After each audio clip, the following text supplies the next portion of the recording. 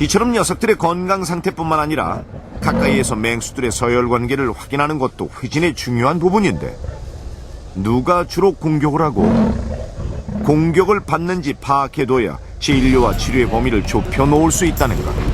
그때 사파리 내실 쪽에서 수의사를 찾는 다급한 연락이 왔다. 갑자기 무슨 일이 생긴 것일까?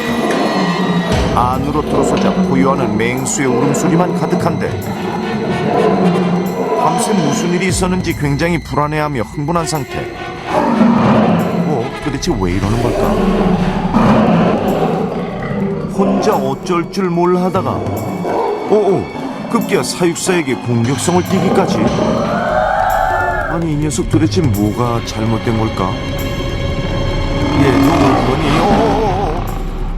이거 참 답답할 노릇이네. 어디가 아프기라도 한 걸까? 네, 엄청나게 불안해가지고 자기 몸에 무슨 이상 징후가 있는 것 같아요. 현장에서 긴급회의가 열렸다. 맹수의 경우 간단한 진료도 항상 위험이 따르기 때문에 일단 검진을 하기 위해 마취를 하기로 결정했다. 빨리 사자의 불안감을 낮추기 위해서라도 한 번의 마취를 성공시켜야 한다. 다행히 주사기가 제대로 꽂혔다. 마취제가 서서히 퍼지자 성질이 조금씩 잦아드는 녀석. 완벽히 잠들길 기다렸다가 오석헌 수의사가 내실 안으로 들어갔다. 그리고는 구석구석 녀석의 몸 상태를 살펴보는데, 도대체 어디가 불편했던 걸까? 겉으로 보기엔 영양 상태나 건강 상태도 큰 문제가 없어 보이는데, 이 부분이 그런데 앞다리 쪽에서 이상 부분이 감지됐다. 얘기하면 물이 찬 거예요. 싸움 중 물린 상처가 곪으면서 물이 차는 수종 증상이 의심된다는 것. 급히 동물병원으로 사자를 옮겨 정밀 검사를 받아보기로 했다. 마취가 깨기 전에 검진과 수술을 마치고 다시 녀석을 안전한 내실로 옮겨 놓아야 한다. 수의사에게 주어진 시간은 그리 길지 않은데,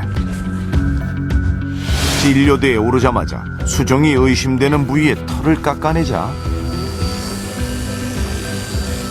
예상보다 심각한 수종 증상이 발견됐다.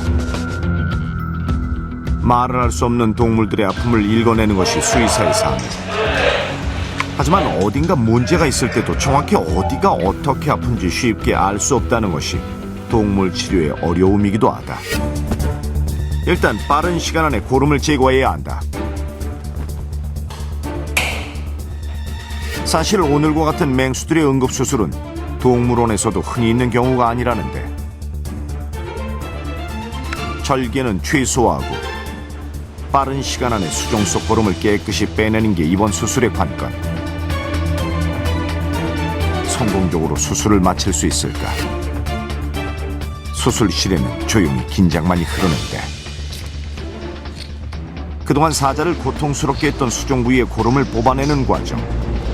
간단해 보여도 맹수들의 수술 자체가 흔치 않아 베테랑 수의사도 긴장할 수밖에 없다고. 그 곁을 사자의 보호자 격인 담당 사육사가 묵묵히 지키고 있다. 시간은 빨리 흐르고 수의사의 손도 점점 급해진다. 고름을 빼내고 환부를 소독하는 과정이 반복적으로 이어졌다. 드디어 안정제 주사를 놓는 곳으로 수술이 끝났는데, 그 결과가 제일 궁금할 사람, 지금까지 녀석을 살펴온 담당 사육사일터. 네, 수술 잘 됐어요. 안에도 다 제거하고 안에도 깨끗이 다 소독을 했으니까 지금 봉합도 다 끝났고, 잘 관리만 해주시면 큰 문제 없이 회복이 될 것 같습니다. 다행히 수술은 아주 성공적으로 끝났다. 하지만 기뻐할 새 없이 녀석을 다시 내실로 옮기고 마취에서 깨어나는 주사까지 놓고 나서야 긴박했던 사자의 응급수술이 비로소 마무리됐다.